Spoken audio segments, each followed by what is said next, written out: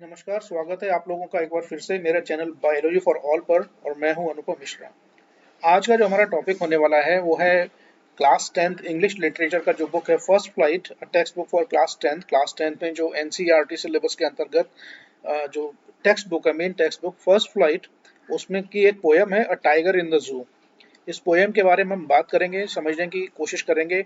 ये पोयम का basically theme क्या है, ये पोएम किस बारे में है, उसका word to word explanation and translation, और उसका बाद में जो समरी है उसके बारे में हम बात करेंगे। जैसा कि टॉपिक है अ टाइगर इन द जू, ये टाइटल जो पोएम का है, यही टाइटल से हमें बहुत कुछ सारे पोएम बेसिकली इसी टाइटल पर बेस्ड है। देखिए, टाइगर और इस फैमिली के जितने भी एनिमल्स हैं, दे आर वेरी फेरोशियस, बहुत ही खूंखार और बहुत ही खतरनाक ये सब एनिमल्स माने जाते हैं। और इनका जो नेचुरल हैबिटेट है, यानी कि जो इनका प्राकृतिक निवास है, वो बेसिकली जंगल होता है। क्या होगा अगर एक टाइगर को या टाइगर के जैसे दूसरे जानवर को, जिसमें शेर और चीता भी आते हैं, उनको अगर जू में बंद कर दिया जाए तो वो कैसा फील करते हैं, और कैसी उनके जो उनमें जो चेंजेस आ जाते हैं। यानी कि अगर उनकी नेचुरल हैबिटेट में उनकी जो लाइफ है, और जू के अंदर जब उनको एक लिमिटेड एरिया में उनको रख दिया जाता है और उनका मूवमेंट बहुत ही रिस्ट्रिक्टेड हो जाता है, तब उनकी लाइफ में और पहले की लाइफ में क्या डिफरेंसेस आते हैं, वो कैसा फील करते हैं और क्या क्या चीज़ें होती हैं, इन सब के बारे में इस पोएम में हम बात करेंगे। तो ये तो था थोड़ा सा बेसिक आइडिया पोएम के बारे में। ये एक्चुअली पोएम है क्या। अब थोड़ा सा पोएट के बारे में जान लेते हैं, उस पोएम के बारे में जान लेते हैं। इसका थीम है, जो सेंट्रल आइडिया है पोएम का, उसके बारे में हम जान लेते हैं। This poem is compose by Leslie Norris. Leslie Norris के द्वारा ये पोएम लिखी गई है। Who was a famous Welsh poet of 20th century. 20वीं शताब्दी के वेल्श वेल्स जो है यूनाइटेड किंगडम का एक पार्ट है। यूनाइटेड किंगडम का एक हिस्सा है। वो बेसिकली वेल्श में पैदा हुए थे और 20th सेंचुरी के बहुत ही फेमस पोइट है। नाम इनका Leslie Leslie Norris. The poem consist of 5 stanzas. इस पोएम के टोटल कितने स्टेंजा हैं? 5, 1 2 3 4 5। And made and each made of 4 lines. और हर जो स्टेंजा है इसकी क्या है, 4 लाइन्स में, यानी 5 स्टेंजा का पोएम है और हर स्टेंजा में 4 लाइन है। और इसका जो राइमिंग स्कीम है, the rhyming scheme is A B C B, यानी कि कौन सा वर्ड किस वर्ड से राइम करता है, इसके बारे में जब हम एक्चुअल पोएम पढ़ेंगे तब इसके बारे में हम बात करेंगे। अब इस पोएम में बेसिकली है क्या, देखिए। This poem has two distinct settings. इस पोएम में दो चीजों का वर्णन किया गया। जैसे मैंने बताया कि टाइगर एक बहुत ही फिरोशियस और अनटेमेबल एनिमल है, यानी कि ऐसा एनिमल जिसको पालतू नहीं बनाया जा सकता है, बांध कर नहीं रखा जा सकता है। तो इस पोएम में दो सेटिंग्स है। एक सेटिंग में ये दिखाया गया कि एक टाइगर को जू के अंदर दिखाया है, और दूसरी सेटिंग में टाइगर जो है अपने नेचुरल हैबिटेट यानी कि जंगल में दिखाया गया है। So this poem has two distinct settings. दो सेटिंग्स हैं। One is of the zoo, एक जू की है, चिड़ियाघर की। And other is of his natural habitat, जो उसका नेचुरल हैबिटेट यानी कि प्राकृतिक निवास है। दूसरी सेटिंग पोएम में हमें ये देखने को मिलती है, where he should have been, यानी कि वो नेचुरल हैबिटेट जहां पर आइडियली उस टाइगर को होना चाहिए था, लेकिन उस टाइगर को एक जू के अंदर बंद करके रखा हुआ है। अब है क्या basically, a tiger is a ferocious agile and untameable animal. जैसा कि मैंने बताया, टाइगर और उसकी फैमिली के जितने भी एनिमल्स हैं बहुत ही फेरोशियस है, बहुत ही घातक और खूंखार हैं। एजाइल यानी कि बहुत अलर्ट और बहुत एक्टिव है। एन अनटेमेबल एनिमल यानी कि ऐसा एनिमल जिसको पालतू नहीं बनाया जा सकता, बांध कर नहीं रखा जा सकता। लेकिन हुआ क्या actually, is put in a cage intentionally which is not a good thing according to the poet. लेकिन उसको जानबूझकर एक पिंजरे में रखा गया है, जो कि पोइट के अनुसार बहुत अच्छी चीज नहीं है। टाइगर के लिए बहुत अच्छी चीज नहीं है कि उस जैसे जानवर को एक लिमिटेड एरिया में रिस्ट्रिक्ट करके रखा हुआ है, पिंजरे में उसको बंद करके रखा हुआ। और jungle is his natural habitat. हम जानते हैं ऑलरेडी कि जंगल जो है उसका प्राकृतिक निवास है, उसको जंगल में ही होना चाहिए। Where he roams freely and hunts plump deer near the water holes. अब टाइगर की जो दिनचर्या है, इनको क्या होता है जब ये when they are very hungry, जब वो बहुत भूखे होते हैं, तो ऐसी जगहों पर जाते हैं जहाँ पर जो इनके खाने लायक जानवर हैं वो बड़ी आसानी से इनको मिल जाते हैं। जैसे कोई तालाब, छोटा सा पॉन्ड है, तालाब है, कोई वाटर का सोर्स है जहाँ पर एनिमल्स अपनी प्यास बुझाने आते हैं, तो ये क्या करते हैं, वहां जाकर घात लगाकर वेट करते हैं, इंतजार करते हैं अपने शिकार के आने का। और जैसे ही कोई शिकार आता है वो उन पर अटैक करके उनको पकड़ लेते हैं और उनको मारकर खा जाते हैं, जो कि एक बिल्कुल नेचुरल फिनोमिनन है, आइडियली ऐसा ही होता है।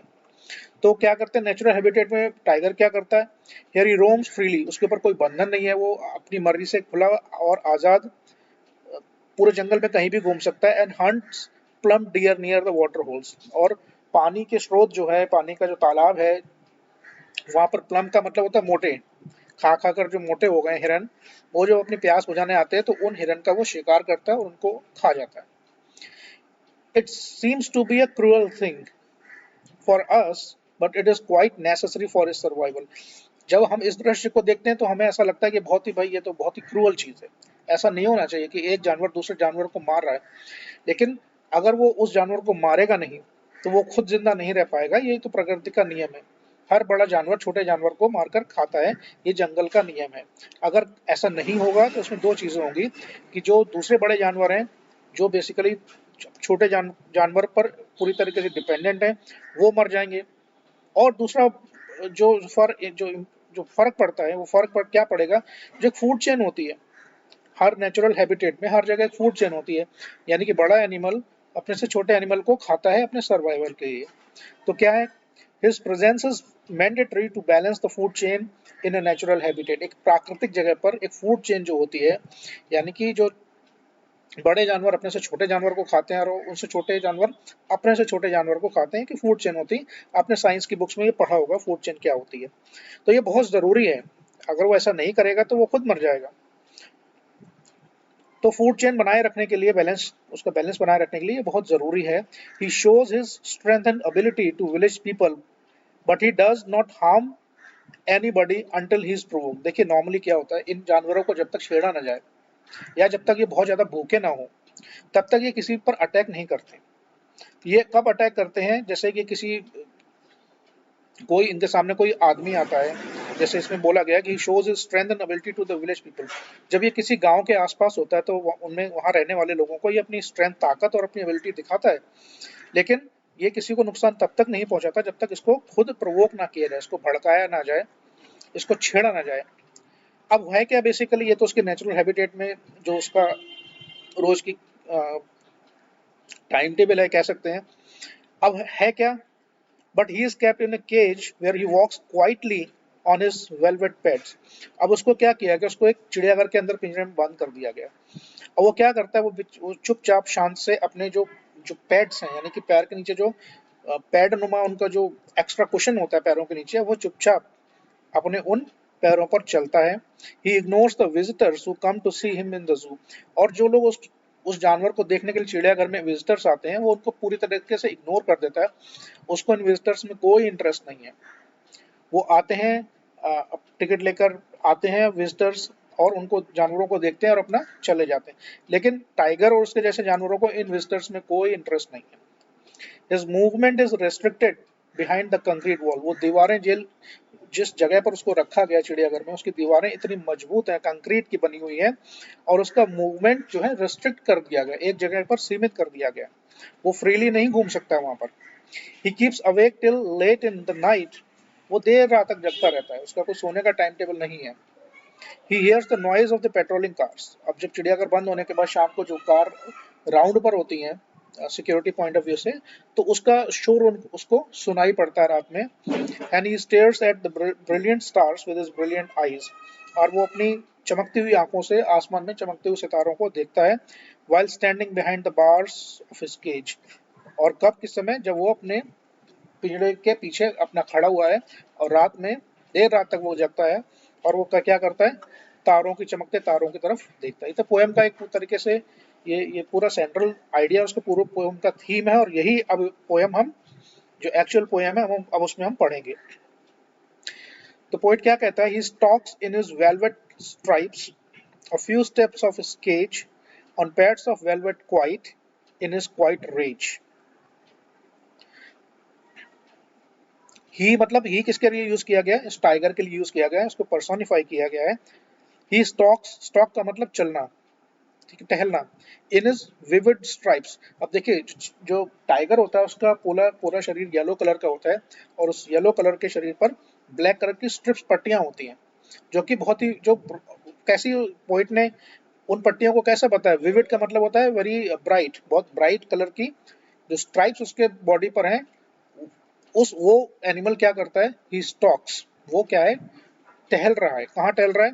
A few steps of his cage, क्योंकि उसको एक केज में, एक पिंजड़े में बंद करके रखा गया है, तो उसका मूवमेंट क्या है? रेस्ट्रिक्ट हो गया है।